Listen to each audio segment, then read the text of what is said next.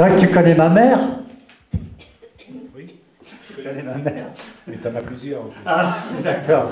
Effectivement, ça nous remonte à quelques années. Je crois la première fois que tu es venu me voir au théâtre, c'était au Rose au Théâtre. Tu t'en rappelles? Le Rose au Théâtre, on a mangé dans un petit boui-boui du coin. C'est à côté de Boubou. Exact. Où je jouais À 25 ans. à 25 ans, Une étoile dans l'œil de mon frère, mon premier spectacle de conte. Et oui, ça, le temps est passé, et Sherazade aussi. Donc, moi, je suis très content de l'avoir ici, parce que Malik Chebel, c'est une grande référence dans les questions de l'islam, et puis c'est quand même un homme, je dirais, dans le bon sens du terme, touche à tout, et qui a réponse à tout. En tout cas, quand on te voit à la télé, tu es très à l'aise chez Ruquier, chez Ardisson. Tu affiches une aisance, mais incroyable. As-tu le trac à l'intérieur de toi-même? J'ai le trac des philosophes musulmans qu'on appelle les Mu'tazilites, qui disent il faut encore 50 incertitudes pour une seule vérité. Wow. Voilà. C'est bien dit. Alors, une chose, quand tu t'es mis à écrire les Mille et une nuits, à réécrire, à réinventer les histoires, enfin, moi j'ai lu le livre, tu as modernisé un petit peu ces contes, tu les as dépoussiérés, tu leur as donné une tonalité autre, et tu as un petit peu, on peut dire, réécrit un petit peu les Mille et une nuits. Donc, j'ai exactement réinterprété les Mille et une nuits, en gardant évidemment l'esprit et l'âme, avec quand même la collaboration très étroite d'un grand bonhomme, le Baobab de l'édition française, qui à sa retraite est devenu un écrivain modeste et humble, qui est Claude Durand, qui a été longtemps le patron de Fayard. Il était redouté par tous les auteurs de France, par tous les écrivains, par tous les prétendants à l'écriture. Il était l'alpha et l'oméga précisément de l'édition française. Et à la retraite, il est devenu auteur. Il a repris son métier parce qu'il était déjà auteur. Il est entre autres dépositaire je pense, du testament de Solzhenitsyn. C'est lui qui gère, si vous voulez, les droits mondiaux du grand auteur russe. Et à la faveur du dictionnaire amoureux des Mille et une nuits, parce que j'ai écrit auparavant, il y a un troisième larron dans l'histoire, parce qu'il faut toujours trois larrons, qui s'appelle Béchir Ben Hamed, qui est le patron de Jeune Afrique, qui est maintenant devenu le patron de la revue, qui m'a demandé de réécrire les Mille et une nuits, parce qu'il a toujours espéré redonner du lustre, si vous voulez, à ce conte fabuleux.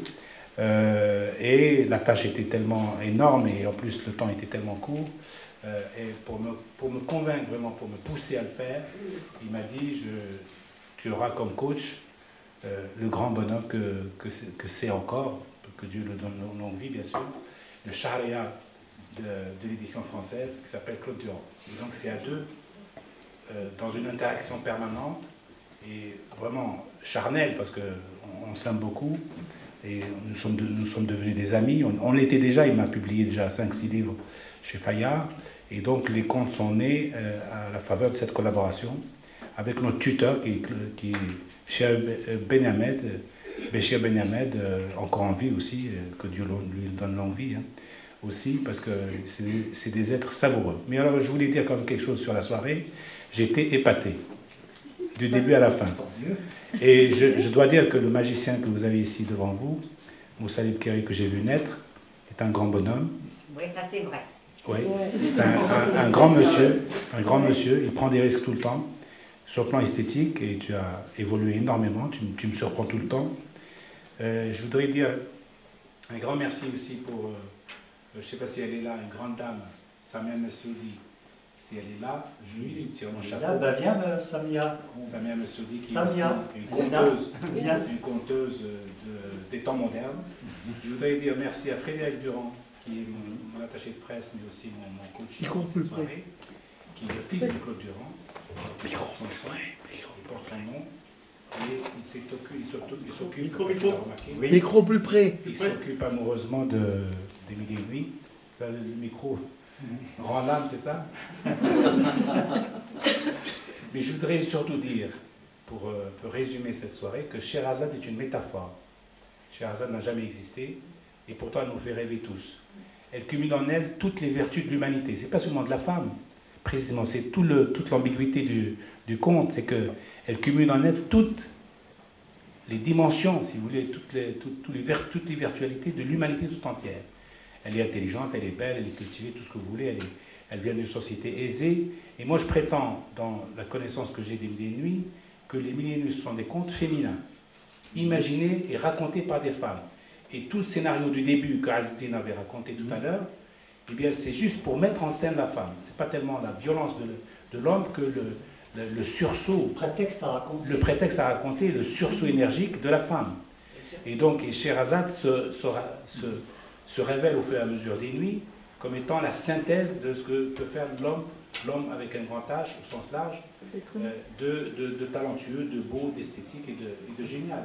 Et donc, Scheherazade elle-même, d'ailleurs, on le voit dans les Mille et une Nuits, elle raconte sa propre histoire, sa mise en danger. C'est qu'elle se met en danger, y compris en jouant d'elle-même, en prenant de la distance sur sa propre histoire, et elle raconte l'histoire de Shahryar avec une autre Scheherazade dans le conte en disant, voilà, c'est un roi fou qui a voulu tuer son épouse, et par jalousie, par manque de confiance en lui, il n'a pas confiance à la femme. Et donc je résume là-dessus, cette soirée, les Mille et une Nuits, tout le travail, Moussa El-Khéri, Samuel Sodi, notre réalisateur et tout ça, pour dire qu'en est-il aujourd'hui, finalement, de nos Scheherazades d'aujourd'hui. Parce que je vois bien ici une société mixte, magnifique, que j'aimerais voir de l'autre côté de la Méditerranée, vous voyez. Au Maroc, en Algérie, en Tunisie, dans tous les pays arabes qui actuellement souffrent de leur charia pour de vrai, cette fois-ci, leur potentat, leur despote politique, qui empêchent et les femmes et les hommes d'être dans cette humanité vivante, active, et qui nous empêche d'être ensemble, parce que le tout, précisément là je l'ai vu, le mal d'amour, en fait, c'est l'énergie qui nous taraude le plus, hein, le mal d'amour, la solitude, le bien-être, l'envie d'être ensemble. Vous voyez, même l'espace d'une sorte d'après-midi comme ça, un peu extraterritorial, qu'on vit ensemble ici. Et bien ça, c'est la recherche universelle de l'être humain. Le monde arabe en est privé. Pas seulement les femmes, les hommes aussi. Il n'y a pas d'hommes sans femmes, il n'y a pas de femmes sans hommes. Et donc, la Scheherazade de naguère, il y a 10 siècles, elle existe depuis 10 siècles, qui a fécondé tant de poètes, tant d'écrivains, tant de cinéastes, tant de créateurs, y compris dans des spectacles de Kafka, etc., y compris aussi même à l'opéra, elle a nourri tant d'imaginaires, eh bien, elle devrait potentiellement, elle est en mesure également de nourrir l'imaginaire du peuple arabe pour pouvoir aller vers un peu plus de lumière que de le laisser végéter dans l'obscurantisme de quelques-uns qui l'empêchent d'exister. Alors, merci Malek. En fait, Scheherazade est le personnage qui libère la parole, qui nous permet effectivement d'être là, de raconter et d'ouvrir un petit peu nos imaginaires. Oui, Rabat, t'es pressé. Il a peur que je l'oublie. Rabat, allez, viens nous tirer le portrait de Malek. Rabat, le chroniqueur. Allez, viens. Viens, après, on laissera la parole au public pour intervenir et poser des petites questions à Malek Chebel. Alors. Je te mets pas devant Malek. Ça va comme ça? Voilà, c'est bien. Je suis un peu troublé et impressionné parce qu'en fait, faire le portrait, c'est comme s'il était déjà fait parce qu'il suffit d'écouter Malek et on est pris par le charme. Autoportrait, tu dis. On est pris par le charme, on est porté par ses paroles et on est ailleurs et ici en même temps. Ailleurs, de l'autre côté de la Méditerranée ou bien au-delà, et ici le présent, les questions qu'on peut se poser. Alors voilà le petit papier que j'ai préparé. Un petit portrait de Malek Chebel en quelques mots. Lui, qui est un homme du verbe, qui conjugue le passé et le présent, l'intime et la foi. Le premier mot sera une voix. la voie des pensées mesurées. Le deuxième mot sera histoire, histoire d'Orient en Occident, histoire de la grandeur, d'histoire d'après la grandeur, dans ce moment d'attente, de renaissance ou de printemps ou d'hiver radieux. Le mot suivant sera messager, messager des lumières, porteur de parole, porteur de voix, porteur de foi, porteur de réflexion et de connaissance. Un autre mot sera gardien et veilleur, sur le pont qui relie les hommes différents dans un dialogue de paix et d'humanité. Il y a bien d'autres mots, il y a tant de mots que cela pourrait faire des livres, les Mille et une nuits par exemple. C'est donc un honneur d'avoir Malek Shebel parmi nous, un regard raffiné, éclairé, sage et vrai. Merci pour cette générosité de parole, de sagesse. On pourrait l'écouter pendant 1001 nuits. Pour parler de lui, il suffit juste que je lise quelques titres de ses livres. Les 100 noms de l'amour, Dictionnaire amoureux de l'islam, Manifeste pour un islam des lumières, Anthologie du vin et de l'ivresse en islam, Sagesse d'islam, et pour moi c'est un des livres qui me touche le plus, qui résonne profondément en moi, c'est Dictionnaire amoureux de l'Algérie. Et c'est en fait, c'est la continuité des 1001 nuits que nous vivons avec ce livre-là. Voilà.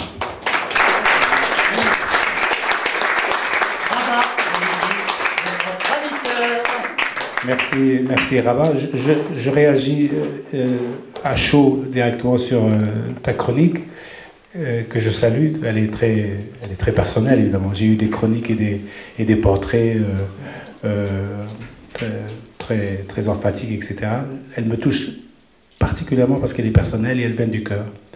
Je réagis sur le mot nuit, 1001 nuits. Précisément, ce n'est pas les 1000 nuits qui comptent, c'est précisément et une nuit. C'est ça qui fait le changement. Ça bascule à ce moment-là.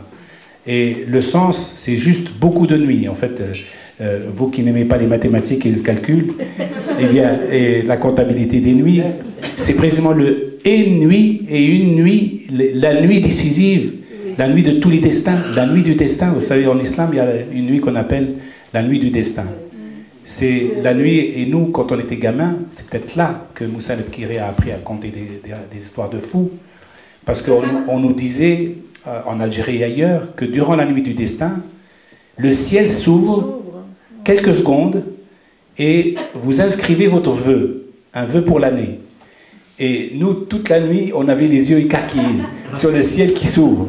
Mais enfin, si vous voulez, quand vos parents vous disent le ciel va s'ouvrir durant la nuit du destin, et que vous êtes un gamin et que vous y croyez, évidemment, c'est un peu comme au Père Noël, c'est une histoire de Père Noël, ça aussi. Et vous avez toute la nuit devant vous, toujours une nuit éclairée et une nuit très étoilée, il y a forcément une étoile filante qui va se promener de votre côté.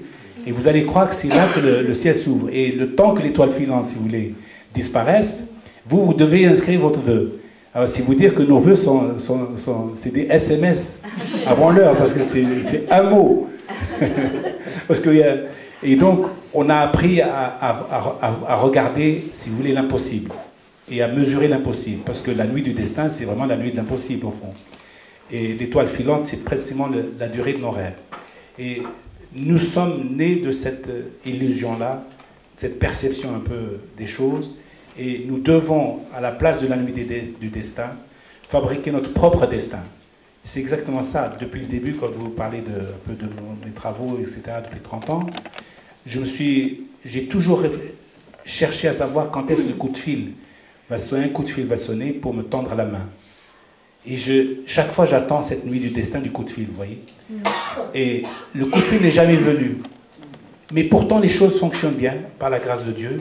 Et au bout du temps, au bout de 25 années de métier, ça fait pratiquement, je fête mes 25 années d'écriture, je me suis rendu compte qu'il y avait tous les jours un coup de fil que je n'ai pas entendu, mais que j'ai saisi.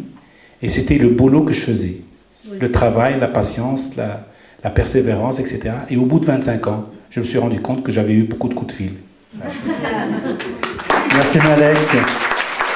Ben oui, on a goûté au même ciel, aux mêmes étoiles, Et c'est vrai, moi, c'est ma kabylie, hein, donc quand on me demande comment j'écris, je dis, je trempe ma plume de l'autre côté de la Méditerranée, donc en kabylie, et je suis la plume, elle écrit toute seule pratiquement. Donc c'est vrai qu'une fois qu'on a vu ce ciel s'ouvrir, et qu'on a fait un vœu, je crois qu'on a la bonne étoile qui nous suit, en tout cas en ce qui me concerne. La belle étoile me suit toujours et j'espère qu'elle sera toujours là. Et je crois que toi aussi, écrire autant de livres, c'est que tu es vraiment inspiré, que tu as une muse quelque part ou une Sherazade qui t'inspire beaucoup. Voilà. Alors, quelques questions dans la salle, hein, puisque nous avons Malek. À vous la parole, cher public. Allez, qui veut commencer? Café bavard et silencieux. Hein. Oui, vas-y, on pense à vous entendre. Hein. Oui, oui. L'étoile filante dont parle Malek Sheben, c'est le bout du fil que nous tend Dieu qui nous invite à dévider une pelote. Et quelle joie de l'écrivain qui a commencé à écrire il y a 25 ans ou il y a 50 ans, d'arriver à clôturer son œuvre, arriver au bout de sa pensée avant de finir sa vie. Le chercheur... Non, la question que je poserai à Monia, c'est la joie qu'il éprouve actuellement, n'est-il pas, d'arriver à des conclusions qu'il a senties intuitivement à travers ce bout de fil qu'a attendu Dieu, et qu'il a réussi à arriver au bout, à la fin du fil, en le comprenant. Tous ces coups de fil qu'il a reçus de la nuit lui permettent d'aboutir à la conclusion de son œuvre. N'est-ce pas cela? J'espère que tu as compris la question. Hein. J'ai pas compris, et c'est bien que je ne comprenne pas tout quand même, parce que je trouve que c'est sûrement vrai. Je n'ai pas compris la question, mais je vous donne une réponse à la question que je n'ai pas comprise. Donc, c'est sûrement... C'est honnête. C'est vrai que c'est honnête. C'est-à-dire l'achèvement... Il me tue par sa gentillesse, ce garçon. Oui, l'achèvement d'une quête. Je vais vous dire, la quête, il ne faut pas qu'elle s'achève. Nous ne sommes que des médiations, nous ne sommes que des témoins, vous voyez. Dans une course autour d'un stade, il y a un témoin, donc on transmet. Et la course se poursuit. Et c'est le chaînon manquant qui est un peu embêtant, vous voyez. Donc si nous ne sommes pas le chaînon manquant, c'est déjà merveilleux. Je ne pense pas que... Et en plus, comme vous savez, le domaine du savoir au sens large, des connaissances, que ces connaissances soient construites, si vous voulez, ou spontanées, c'est un domaine infini. Vous ne pouvez... Michel Prigent, qui fut, que Dieu ait son âme, le patron des presses universités de France, qui a été mon premier éditeur. À 22 ans, j'ai édité chez Michel Prigent, qui était donc le patron des presses universités, me disait « Mets ton point final. Ne t'occupe pas du point final définitif. Parce que rien n'est définitif dans ce monde. Et ça renvoie à Rumi, vous savez, le grand soufi. Oui. Rumi, exactement, c'est la même chose. La vie, vous ne pouvez pas dire qu'elle vous appartient. Nous sommes ici le point de démarrage, le commencement de l'humanité et la fin de l'humanité pour ce qui nous concerne. Mais en sachant que cette fin-là n'est que temporaire et qu'elle ne nous concerne que nous individuellement. Pour le reste, la vie continue. Il n'y a que les fous qui pensent qu'il y a un jour où la planète va s'éteindre. Le 21. Le 21 décembre. Rappelez-vous, hein. Vous étiez bien gentil.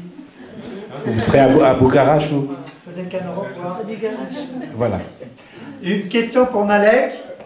Allez. Allez. Franchement. Oui. Oui, une petite question, c'est d'ordre historique. Dans pratiquement toutes les traductions, on fait référence à l'islam. Mais on sait très bien que l'islam a été créé bien après la création des Mille et une Nuits. Enfin, comme tout le monde le sait, il n'y a pas d'auteur dans les Mille et une Nuits. Son auteur est anonyme. Et comment vous expliquez ces anachronismes? Il y a un truc que Non, à ma connaissance, et jusqu'à preuve du contraire, maintenant peut-être il y a un jour un historien fou qui va nous dire qu'on n'a rien compris à l'histoire. Le Coran arrive 4 siècles avant les millénaires, historiquement parlant. Mais il se trouve, votre question est intéressante sur un point notamment, c'est que tout ce qu'il y a dans le Coran n'est pas dans les mille et une nuits. Tout ce qu'il y a dans les mille et une nuits n'est pas dans le Coran. Et nous avons, si vous voulez, la face cachée de cet islam qui fait peur à tant de gens, parce qu'il n'est pas compris, évidemment. Cette face cachée, c'est la partie la plus, si vous voulez, ludique, la plus sympathique, la plus humaine, celle qui est précisément le miroir sur lequel se projettent toutes ces passions fantastiques dont nous avons eu des extraits en quelque sorte, un peu comme un extrait de parfum ce soir. Eh bien, c'est tout ça, c'est l'humanité agissante. Le Coran nous parle d'un lien à Dieu, du lien transcendantal à Dieu. C'est que le Coran nous élève, les mille et une nuits nous font vivre ensemble. Et nous avons les deux axes de la vie, tout simplement. Et les mille et une nuits arrivent au Xe siècle. Le Coran est terminé en 632, donc pratiquement 3 siècles avant. Pour le reste, je ne sais pas, peut-être votre question n'est même pas celle-là en plus. Si, c'était ça, mais bon, peut-être que j'ai... Non, il n'y a pas d'anachronisme. J'ai mal formulé ma question, parce que là, vous me parlez du Coran. Dans toutes les traductions, oui. Donc on fait référence à l'islam, mais donc vous me dites que le Coran a été créé antérieur aux mille et nuits. Oui, oui. Et c'est dans les mille et nuits qu'on fait référence au Coran, pas dans le Coran, puisque c'est antérieur de 3 siècles. Ceci étant, je vous ai dit, donc le Coran c'est un aspect de la civilisation, et les mille et nuits c'est l'autre aspect. C'est le revers de cette même médaille qui est, c'est qu'on a Moussa Lebkiri qui est dans le domaine, si vous voulez, païen. C'est le domaine. Oui, c'est une croyance encore. Hein. C'est encore une croyance. Ah, oui. Après, il faut la certifier. Et puis, tout ce qu'on a fait ce soir, évidemment, ne se passera pas dans la mosquée. Je le regrette, de cette manière. Vous voyez, je suis partisan de l'islam des Lumières, c'est-à-dire d'un islam qui est humanisé, qui est à portée de chacun, à la portée de chacun de nous. Pour qu'on n'ait pas à avoir peur de ne pas, par exemple, respecter les règles. Je suis de ceux qui introduisent, si vous voulez, une probabilité ou quelque chose d'improbable dans l'islam. C'est que le croyant, par exemple, fasse ses propres règles à lui, son propre dogme. Il n'y a pas plus désarmant, si vous voulez, que le dogme unique qui décapite la différence. Et donc l'islam n'est pas encore arrivé à cette maturité. Nous y travaillons, évidemment. Je pense que beaucoup de musulmans, au prix de leur vie, pendant des siècles, et depuis des siècles, travaillent à améliorer et à changer, à vouloir changer l'islam. Il y a des réformateurs qui l'ont payé de leur propre vie, hein, parce que c'est une croyance fortement ancrée. Nous sommes ici en France, tout particulièrement au début d'une ère qui est celle de la remise en question et de l'autocritique. Nous sommes la première génération à utiliser le « je » et pas le « nous ». Parce que jusqu'à maintenant, les musulmans disent « nous sommes musulmans », les musulmans, le collectif musulman, la communauté musulmane, la communauté qui est une umma, c'est-à-dire une matrice. Nous sommes la première génération à faire défaut en quelque sorte, puisque nous disons « je » parle en mon nom, et je prends, si vous voulez, la responsabilité et de me tromper et parfois de dire le vrai. Mais en l'occurrence, je prends la responsabilité de me tromper et de le payer parce que je me serais trompé. Ce n'est pas le cas avant. Avant, on les appelle ceux qui disent avoir entendu. En arabe, c'est qala wa qala wa qala. C'est-à-dire, il a dit, moi je dis quelque chose que j'ai entendu de Moussa Lebkiri, que Moussa Lebkiri a entendu de X, que X a entendu de Y a entendu de Z, et le Z l'a entendu du prophète. Le type, on lui dit, mais attends, depuis 14 siècles, quand est-ce que tu vas prendre la décision de parler en ton nom? C'est tout le problème qu'on a. C'est que tout le monde dit ce que les autres ont dit, sans jamais avoir son self-control et son self-arbitre. On lui dit, mais prenez vos responsabilités et dites-vous ce que vous pensez de bien et de mal de l'islam. N'attendez pas qu'un parrain et puis un paratonnerre et puis un double paratonnerre jusqu'au prophète. À ce moment-là, vous vous défaussez en fait sur tout et n'importe quoi. On leur dit la femme doit se voiler, je mets le pied dans le plat si vous voulez, la femme doit se voiler, mais vous lui dites, mais d'où vous tenez ça? Mais c'est que l'imam l'a dit. Mais lequel? Celui de la mosquée du coin. Et là, vous allez voir l'imam du coin. Qui vous a dit ça? Il vous dit, mais le grand imam de Qom, en Iran. Vous allez voir le grand imam de Qom, la ville sainte d'Iran. Il vous dit, mais attendez, c'est Hujjat l'Islam, c'est l'imam Khomeini qui l'a dit. Vous allez voir l'imam Khomeini. Il vous dit, mais c'est ma science qui me l'a dit. Vous allez voir sa science. Elle vous dira, mais c'est l'histoire qui l'a dit. Et après, c'est la tradition, et puis, et puis finalement, ça se perd dans le sable, parce que vous ne trouverez jamais. Je dis non, quelle est votre décision à vous? C'est ça qui m'intéresse. L'islam ne s'en sortira que lorsqu'il quittera le nous pour aller vers le je. Il ne s'en sortira que lorsque la femme, qui est la moitié de l'humanité musulmane et même de l'humanité tout entière, aura sa place, toute sa place, pas seulement les avantages, mais également les devoirs, parce que les devoirs, ça donne plus autant de dignité que les avantages. Il vaut mieux qu'elle ait des devoirs et des responsabilités, comme ça elle sera digne d'être un être humain. Eh bien, ce travail-là doit se faire quotidiennement par tous ceux qui aiment cette religion ou cette civilisation, y compris à l'école et dans tous les livres, sans se défausser derrière ce « il a dit, il a dit, il a dit, il a dit, et moi je dis, et l'autre va dire ce que j'ai dit ». Même si c'est une bêtise notoire. Voilà. Merci Malek. Alors, Merci. oui. C'est justement ne pas refuser le côté nouveau et puis le progrès en fait. Non, j'ai compris. Voilà, c'est ça. C'est l'éducation. Le Non, progrès. mais j'ai compris. Il y a beaucoup de confort à ne pas savoir. Ah, voilà, c'est ça. Voilà, Il y a beaucoup de confort. Ça arrange beaucoup de monde. Ne pas savoir, ne pas connaître, je l'ai constaté même en France, depuis le 11 septembre 2001. Ouais. Écoutez, on le répète tous les jours qu'il y a une différence entre islam et islamisme. Voilà. Tous les jours. C'est pour aller dans l'amalgame simple. Il y a un musulman qui va à la mosquée, qui prie, qui est propre sur lui, qui rentre chez lui, qui ne fait pas de mal à une mouche. Jamais celui-là, il n'aura même l'idée d'aller embêter le voisin. On le répète depuis 10 ans et plus. Mais il y a les gens s'accrochent au non-savoir. Ne pas savoir vous dédouane d'avoir de la responsabilité. Ne pas savoir, c'est plus confortable que de savoir. Parce que le jour où vous saurez, vous serez obligé de vous tenir correctement. Vous voyez? Et de ne pas faire d'amalgame. C'est valable pour les musulmans comme pour les restes, bien sûr. Bien sûr. Si on comprend bien, donc, l'islamisme, c'est la maladie de l'islam. Oui. Alors, l'islamisme est une idéologie. Une idéologie, comme toutes les idéologies, elles peuvent être mortifères ou libératrices. Il y a révolution. Les révolutions, elles peuvent être négatives ou positives. Y compris pour ce qui est de l'islam. Y compris pour ce qui est de l'islam. Donc, les musulmans de leur côté, ils ont un tort particulier, c'est de considérer que leur islam est bon, est beau, et qui doit être universel, et compris comme tel. Je leur dis, attendez, c'est possible que votre islam est beau et bon, mais êtes-vous sûr qu'il est compris comme tel par les autres? Donc ils ont un problème de connectivité. Si vous voulez, ils n'arrivent pas à expliquer que leur islam est bon et bon. Et ils ne comprennent pas que les autres les tiennent pour des égorgeurs. Donc chez les musulmans, d'une manière collective et globale, un problème majeur, c'est de transmettre la transmission et la connaissance, et puis surtout le fait de dire que l'islam est bon et beau, avec des mots accessibles à tous. Raison pour laquelle, un de mes travaux, par exemple le Coran, puisqu'on parlait du Coran, j'ai voulu le traduire pour Bac-2. Parce que j'ai constaté que tous ceux qui lisent les Corans d'avant, qui sont des Corans savants, mais trop bien écrits, et trop elliptiques, trop métaphoriques, etc., ça leur tombe des mains au bout de la 3e page. Et pourquoi tu n'as pas fait l'islam pour les nuls? Mais si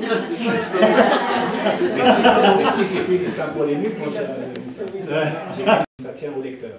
Le lecteur qui s'approche d'un de mes livres, qui veut le lire, il comprend, c'est plus un livre.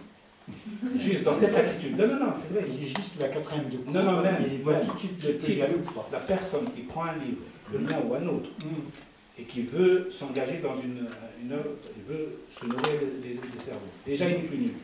Parce que là, ce qui compte le plus. Ben oui, ce qui compte le plus, c'est le geste. Il a déjà un peu le rôle qui fonctionne. C'est le geste. Parce qu'au fond, quand vous rentrez dans l'univers, c'est archi simple. C'est archi simple. Donc, déjà, cette personne n'est plus vraiment une nulle. Donc, bon, le problème qu'on a vraiment, c'est avec les vrais nuls. Ça, c'est un problème global. Mais pour ceux qui ont fait le geste, qui ont fait la démarche, ils sont sauvés déjà. C'est comme il y a des gens sauvés dans la salle. Bon. Alors, une autre question. Allez-y, madame. Alors. Petite question. Bon, là, c'est simple. échanges. Bon, moi j'ai une sœur qui en ce moment est au Caire, avec son mari, Mohamed Abdouni. Et évidemment, on se fait du souci, on s'inquiète. On a salué avec beaucoup de chaleur des révolutions qui représentaient un printemps en Égypte, en Tunisie et ailleurs.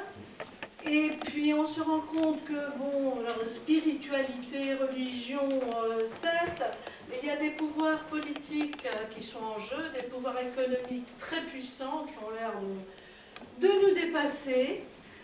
Moi-même, je suis née en Algérie, dans une époque lointaine où j'ai connu un islam tolérant. Mes amis s'appellent toujours Alia, Fatima, etc.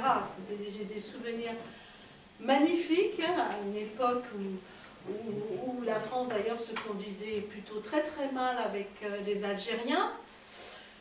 Bon voilà, donc avec le peuple algérien qui avait légitimement besoin d'accéder à son indépendance. D'ailleurs ma famille, bien que... Ma question, je l'ai posée effectivement. Ma question, c'est bien pour situer un petit peu quand même mon histoire personnelle, mon histoire charnelle, avec un pays que je connais bien et avec donc des situations. Voilà, ma question c'est où allons-nous, que se passe-t-il, pourquoi effectivement pouvoir politique, économique, avec une spiritualité, voilà. Écoutez madame, je vous remercie pour votre question, vous êtes quand même assez courageuse parce que vous vous impliquez. L'histoire des révolutions n'est pas l'histoire des individus. Il faut entendre ça. Il y a une temporalité, si vous voulez, des révolutions. Les révolutions, souvent, mangent leurs petits, comme vous savez. Mais votre famille, elle est de quel côté au Caire? Elle habite où exactement? Oh, mais peu importe, c'est la cause de l'humanité. Il n'y a pas vraiment de question. Si votre famille habite... Simplement, je dis, c'est la cause de l'humanité. Toutes les femmes sont mes sœurs. Et tous les hommes sont mes frères. J'ai compris, j'ai compris. Donc il n'y a pas de question, effectivement. Votre famille, si elle habite mais je voulais dire ça, quand même. Si votre famille habite aux Amalek, au Caire, je dirais qu'a priori, elle est sauvée de tous les périls. Pourquoi je dis ça? Parce qu'il se trouve que les révolutions arabes ont également un sens. Ça n'est pas insensé, totalement insensé, vous voyez. C'est-à-dire que si vous êtes, par exemple, plutôt riche que plutôt pauvre, plutôt riche, aux Amalek, donc le quartier chic du Caire, vous avez une double protection policière. Déjà, votre famille est à peu près sauvée. C'est-à-dire que dès l'instant, le problème c'est que nous sommes traversés aussi, dans les pays arabes, par des mécaniques à peu près semblables à l'ensemble de la planète. C'est-à-dire qu'il y a évidemment les fondamentalistes religieux qui n'ont pas de place face aux tyrans d'avant et donc ils cherchent à trouver leur place et à créer un peu leur univers. Et évidemment, ils le font en cassant pas mal et en faisant des omelettes brouillées tout le temps.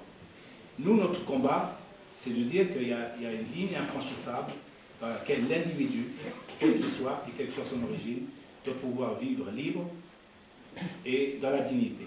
C'est le combat universel que nous voulons transmettre et que nous voulons entendre de l'autre côté. On n'entend pas toujours. Puisque vous parlez de l'Algérie, en effet, ce qui s'est passé en Algérie, c'est une révolution qui a permis l'indépendance. Moi, je vous propose une hypothèse que vous allez poursuivre par la suite, personnellement. Je pense que en Tunisie, en Égypte et même en Syrie, actuellement, au Yémen, ce sont des révolutions qui n'ont pas abouti, si vous voulez. C'est des révolutions et c'est des indépendances qui n'ont pas abouti, parce que nous avons juste des tyrans qui s'appelaient Mohamed, Moubarak, Ben Ali, c'est des noms arabes. En fait, ce sont aussi des tyrans qui tyrannisaient leur peuple. Et l'islamisme était venu comme un levier, tout simplement. Ça ne veut pas dire que tous ceux qui ont participé à la révolution à Nada sont des vrais musulmans. Il y a islamisme et islam. Donc là, toute la différence, elle est là. Notre combat à nous, c'est de stopper l'idéologie musulmane à des limites et la circonscrire, pas la circoncire, mais la circonscrire à son territoire vrai.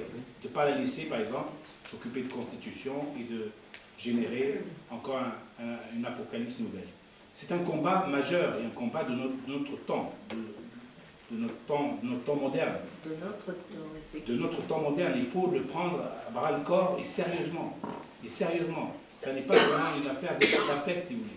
Place Sahel, savez, la place Tahrir du Caire, elle vibrait encore, elle vibrait déjà, si je puis dire, depuis des siècles, contre les tyrans d'Égypte. Même au temps de Pharaon, c'était place Tahrir que ça se passait. C'est l'image. Donc ça continue. Donc si le président égyptien décide, par exemple, de passer ses droits, d'outrepasser ses droits, il y a encore des gens merveilleux en Égypte, des Égyptiens, qui descendent place Tahrir, qui passent des nuits pour dire on n'est pas d'accord. Ils n'ont pas de démocratie, ils n'ont pas de liberté d'expression, et pourtant ils descendent dans la rue et ils disent on n'est pas d'accord. Et ça, je trouve ça splendide. Au lieu d'applaudir, si vous voulez, l'arrivée de l'islamisme, moi j'applaudis plutôt les gens qui résistent, les vrais résistants de la lumière. Ce sont les gens qui descendent place Tahrir, et il faudrait qu'il y en ait évidemment le plus possible dans tous les pays. Et malheureusement, il se trouve que les révolutions, vous savez, en France, la France est un pays qui a connu des révolutions. Ça a été un carnage ici, en France, pour qu'on ait aujourd'hui la possibilité de parler tranquillement, sans crainte pour sa tête, en sortant d'ici. Eh bien, l'idéal serait qu'un jour, nous arrivions à cet apogée-là. Ça ne sera pas dans la minute, et surtout s'il n'y a pas de combattants. Donc, moi je dis, j'applaudis les combattants de la lumière, qui placent Tahrir un an après avoir voté, descendre encore dans la rue pour dire je ne suis pas d'accord avec vous et vous dégagez. Il y a donc de l'espoir. Dernière question. Oui. Je voulais poser la question de savoir comment vous pouvez peut-être nous aider à comprendre. Les écrivains, c'est merveilleux parce qu'il y a des écrits qui restent quand ils sont morts. Mais comment peut-on faire pour que les gens qui lisent ces écrits les interprètent tels que la personne a voulu que ce soit interprété? Et je vais aller plus loin, par exemple le Coran, la Bible, qu'importe. Chacun, comme vous avez dit, interprète à sa façon et dit c'est un tel qui a dit, qui a dit, qui a dit. À la fin, on arrive à des choses horribles parce que chacun l'emploie à sa façon. Comment peut-on faire? Vous êtes vivant, par exemple. Si je lis vos livres, je peux venir vous voir. Vous pouvez me dire non, vous avez tort. C'est ça que j'ai voulu dire. Mais comment peut-on interpréter le Coran sans se tromper? Écoutez, c'est une excellente question, puisque je me la suis posée à moi-même quand j'ai dû traduire le Coran de nouveau. Parce qu'on peut me dire, mais pourquoi traduire encore le Coran de l'arabe au français, alors qu'il y en a tant de traductions déjà? Eh bien, je me suis rendu compte que d'abord, les traductions, toutes les traductions sont connotées par l'idéologie de la personne, par le refus de traduire correctement. Et certains auteurs, ici en France, je vais vous citer des noms, au lieu de traduire le Coran, le détraduisent. C'est-à-dire qu'ils le traduisent, ils sont savants. C'est pas qu'ils manquent de connaissances. Ils sont tellement savants qu'ils sont capables de traduire un Coran qui ne sera pas lu. Parce que le but est de traduire le Coran, mais pas forcément qu'il soit lu. Vous voyez, il y a des gens comme ça, surtout les universitaires. Et je ne vise personne. Donc, je me suis retrouvé face à cette énigme absolue. Vous avez un texte du 7e siècle à traduire en une langue du 21e siècle en changeant de registre linguistique, de l'arabe au français, et de passer du 7e siècle au 21e siècle. En tenant compte à la fois des commentaires arabes, parce que le Coran a toujours été commenté par les savants arabes eux-mêmes, les théologiens arabes, et en tenant compte des traductions existantes. Et d'abord, vous ne pouvez pas faire de plagiat, c'est interdit par la loi et moralement aussi, c'est pas acceptable. Moi, ça ne me rentre même pas dans la tête. 2, il faut faire au moins équivalent aux autres, voire mieux. 3, comme vous avez constaté qu'eux détraduisent plutôt que détraduisent, vous devez traduire. Et donc, je traduis donc dans une langue française qu'on comprend pas. Eh bien, je me suis trouvé devant des idées. Je vais vous donner un exemple, parce que c'est pas l'exemple que vous allez comprendre. Jacques Berg, professeur au Collège de France, une sommité intellectuelle, d'accord? Chouraki aussi, sommité intellectuelle. Chouraki a traduit la Bible, et Chouraki a traduit dans la langue Chouraki. Donc, à ce moment-là, il traduit de l'arabe à la langue Chouraki. D'ailleurs, André Chouraki, qui était mon voisin, il m'a dédicacé le Coran qu'il avait traduit chez Robert Laffont, en m'appelant mon fils. Donc, j'ai de bonnes relations avec lui, que Dieu ait son âme, il est mort. Berck, qui est mort aussi, grand professeur au Collège de France, traduit le Coran de la manière suivante. Je vous donne un exemple, flagrant, parce qu'il y a des exemples subtils, mais celui-là, il est flagrant. Dans un verset du Coran, il est dit de Marie, la mère du Christ, Marie parle, donc le Coran fait parler Marie, qui répond, si vous voulez, à la méchanceté et à la jalousie des gens autour d'elle, qui lui trouve, qui pense qu'elle a fauté pour avoir Jésus. Elle dit, mais comment voulez-vous que j'obtienne un fils, que j'eusse un enfant, alors que je ne suis pas une femme à homme, on va dire. Hein. Je vais traduire simplement. En fait, dans le Coran, c'est comment voulez-vous que j'eusse un enfant alors que je ne suis pas une prostituée. Comme Berck est chrétien, et il traduit aussi aux chrétiens, dans la mesure où il est chrétien, il connaît la force, si vous voulez, tellurique, la force sismique du mot prostituée accolé à Marie. Il traduit comment voulez-vous que j'eusse un enfant, Jésus, alors que je ne suis pas une gaupe. Bien, chaque fois quand je fais une conférence, je dis qui connaît le mot gaupe. Évidemment, tout le monde sait, chez moi aussi. Mais moi, entre-temps, j'ai eu le temps d'aller chercher dans mon repère. Tu peux nous dire, dans les sais pas, je crois. Je ne connais Gaupe, pas ce c'est mot-là. un mot de l'ancien français que vous ne trouverez pas dans ni le littré, ni dans le Robert, ni dans le Larousse. Il faut aller au littré. Voilà, en 7 volumes. Là, vous avez le temps des... Alors, Gaupe vient du Plattdeutsch, Walpe, qui veut dire femme de mauvaise vie. Même pas prostituée, parce qu'il y a 3 acceptions. Et la 3e acception, c'est femme de mauvaise vie. Il y a prostituée, il y a une autre acception, et une 3e, femme de mauvaise vie. Berck, dans sa grande science, professeur au Collège de France, il est cultivé, lui, il est savant, il traduit Walpe. Or, pour moi, il détraduit. Parce que parce que c'est le Coran qui parle. Vous n'avez pas le droit de changer, si vous voulez, le sens du Coran. Donc, je rétablis le sens et je traduis exactement comme c'est écrit dans le Coran. D'ailleurs, et c'est plus simple. Eh bien, comment faire pour que, quand j'ai traduit le Coran, j'ai pris 12 traductions en langue française. 12. Il y a évidemment Chouraki, il y a Berck, il y a Kawa, 12 traductions depuis 2 siècles. Et moi, j'ai traduit le Coran il y a 2 ans, il y a 3 ans. Et je compare chaque fois qu'il y a un problème, parce que je ne pense que la traduction quand il y a des problèmes, et je vois ce qu'ils font. C'est très étonnant, c'est folklorique même.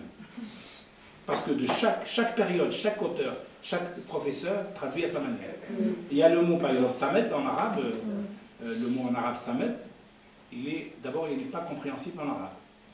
Dans le dictionnaire en langue arabe, vous ne trouverez pas de sens, vraiment, parce que même les étymologistes arabes, les lexicographes, eux-mêmes se mettent le pinceau, les pinceaux. Samet, ils ne savent pas, eux-mêmes ne donnent pas la même définition.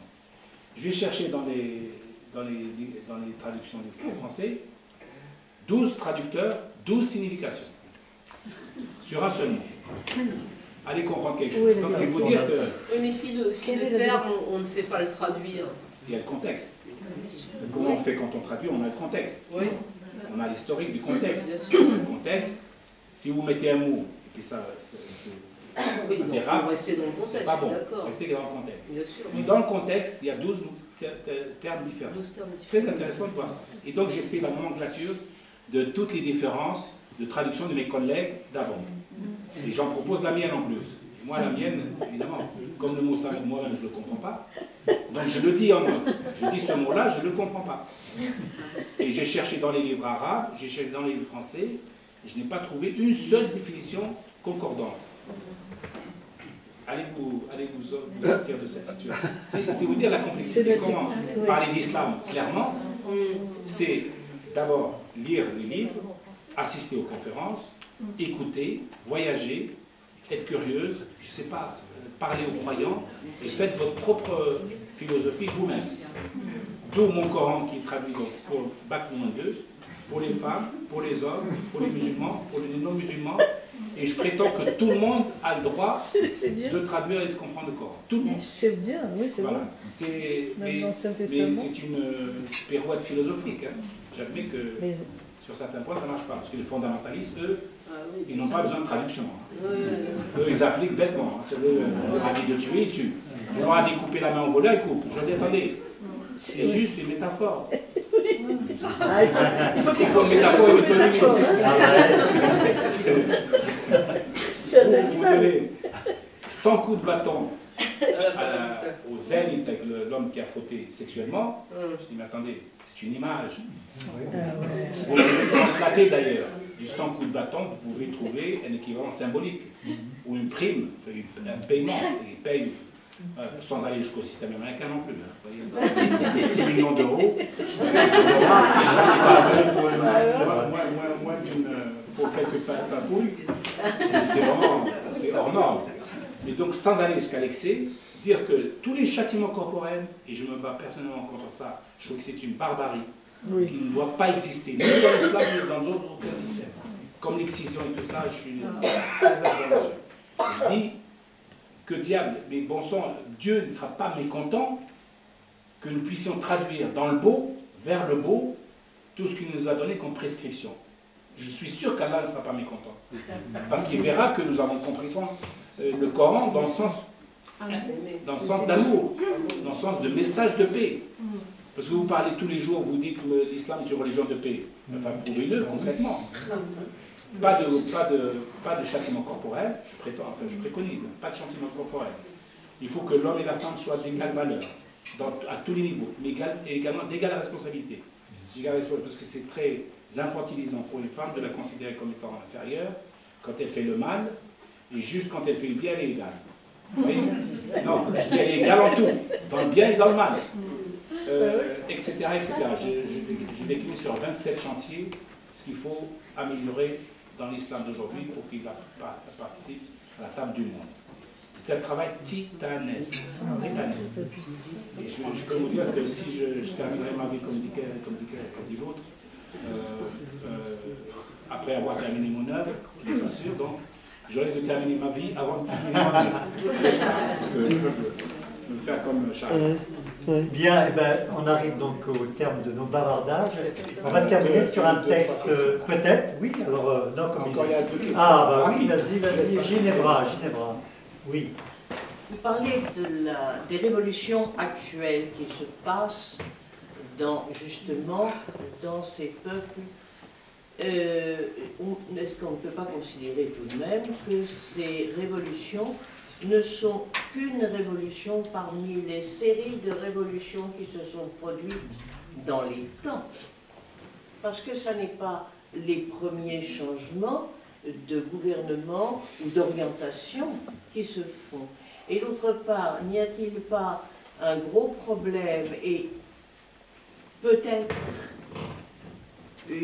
j'allais dire une hypocrisie, ce n'est pas le bon mot, mais c'est le seul qui me vient actuellement, à vouloir faire passer, à vouloir transformer des populations sans tenir compte de leur tradition, de leur passé, et de vouloir leur faire sauter un tel pas qui est tellement important et qui est tellement rapide.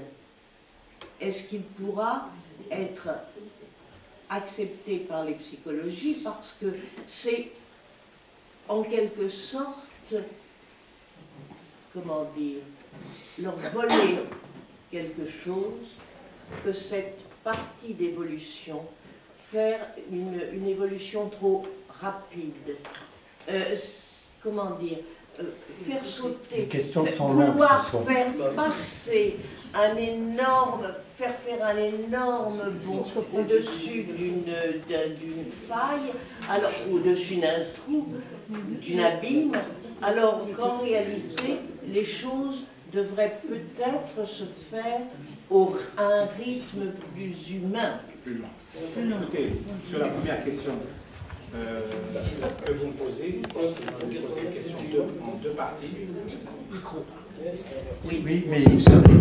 Oui, sur la première partie de votre question, de savoir si les révolutions arabes ne sont tout juste pas la continuation des révolutions antérieures, il y a une belle idée là derrière, et que je soutiens aussi, et moi que j'articule autour des indépendances. Je prétends que tous ces peuples n'ont pas acquis leur indépendance politique. Et qu'en fait, alors que la France, par exemple, alors que l'Algérie se battait contre la France, qui est, si vous voulez, un occupant extérieur, je prétends que la Tunisie, l'Égypte, la Syrie, le Yémen sont des pays qui se battent contre un occupant intérieur, qui est juste un agent, un exécutant. Vous voyez, quand vous dégagez tous ces gens-là, tout d'un coup, le roi est nu. Et même d'ailleurs, même les grandes puissances ont tremblé. Hein. À un moment donné, ils se disent, mais ça alors, on n'a plus nos relais d'un seul coup, quoi. Ils étaient un peu mal à l'aise avec cette situation. Donc c'est une prolongation, en effet, de l'aspiration la plus humaine qui soit, la plus universelle, de pouvoir s'affranchir d'une tutelle, qu'elle soit étrangère ou intérieure. Deuxième aspect, quand vous dites là où je me sépare un peu de vous, vous dites que les pays arabes, on leur fait en quelque sorte une sorte de traitement de cheval. De violence. De violence, Non, voilà, violence. voilà, de violence, presque au forceps, on leur arrache leur indépendance malgré eux et contre leur volonté.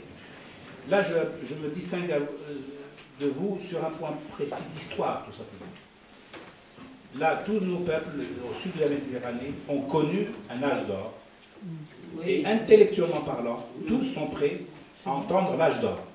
Et tous sont effrayés et choqués par l'état dans lequel ils vivaient juste avant la Révolution. Tous sont conscients. Ne croyez pas que le peuple n'était pas conscient de la misère politique dans laquelle il se trouvait.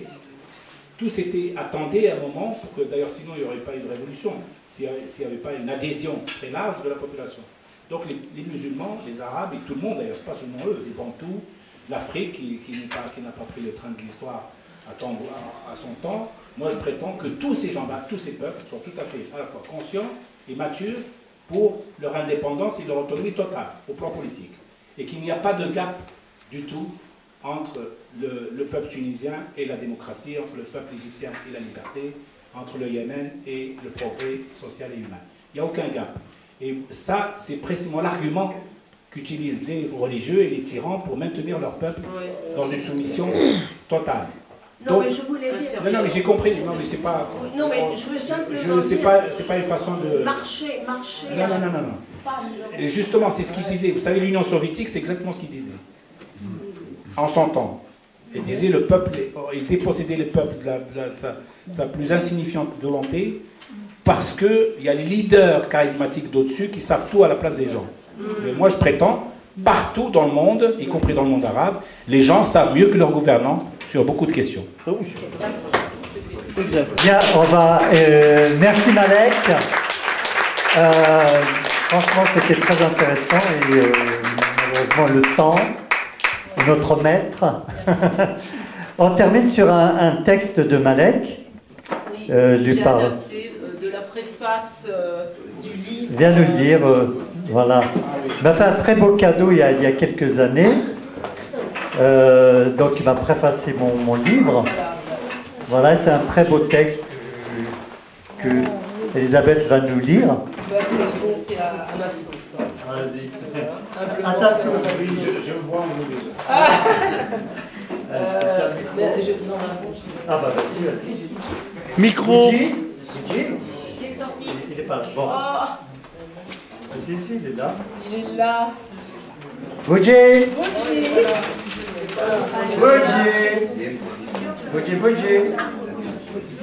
Bon. Voilà. Boudji. C'est bien. Final. Qu'est-ce Voilà. On va terminer sur un dernier. Alors c'est à ma sauce.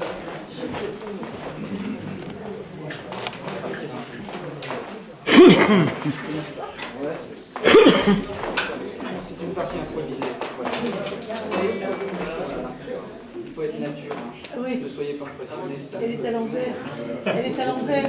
Non, justement. Ah bon? Non, je vais faire un truc.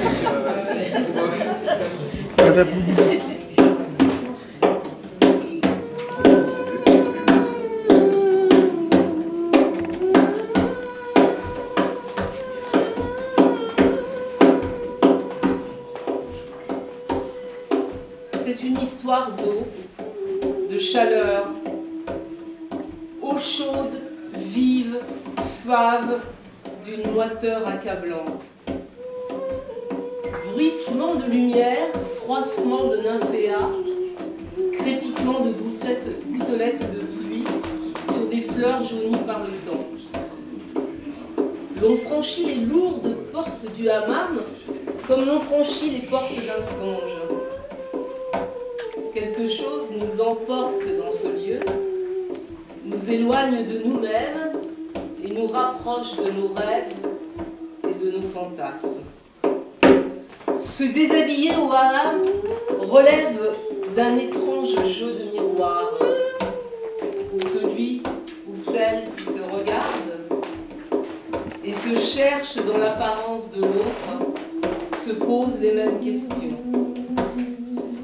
Suis-je semblable? Suis-je plus belle ou plus beau? Narcisse aussi se mirait dans une vaste trompeuse. Accepter l'exiguïté de lieu qui ne peut se livrer autrement, un lieu clos où s'inscrit l'écho du monde. Aller au bout de l'envie, au bout de soi-même. Ô sœurs des hammams, offrons notre coquillage à ceux qui sont dignes d'être aimés. Ô sublime clitoris qui est le siège de la volupté et qu'un titillement fait se durcir et se met à chanter comme un oiseau quand vient nous saisir le délire de la jouissance. N'hésitons pas à donner et à prendre du plaisir. Et si l'homme se doit avoir le sexe dur, nous revendiquons également qu'il est le cœur tendre, l'âme apte à émouvoir, et que les larmes ne doivent pas seulement couler de son sexe, mais aussi de ses yeux. Mais je m'égare dans les couloirs de la volupté. De cet endroit sensuel me revient beaucoup d'histoire. Elisabeth Wood. Merci, Boudjiri. Merci Malek. Alors on peut se faire dédicacer son livre, donc Les Mille et Une Nuits. On peut rejoindre Malek à sa table. Et voilà, partez avec Les Mille et Une Nuits, ça vaut vraiment le coup. Ça vaut vraiment le coup de se raconter ces histoires. Au prochain Café Bavard, le 20 janvier. À bientôt et bonne année à tout le monde. Au revoir. On rallume la salle? On rallume la salle. Voilà, comme ça je peux voir tout le public des gens qui ont posé des questions et tout. Voilà. Bon.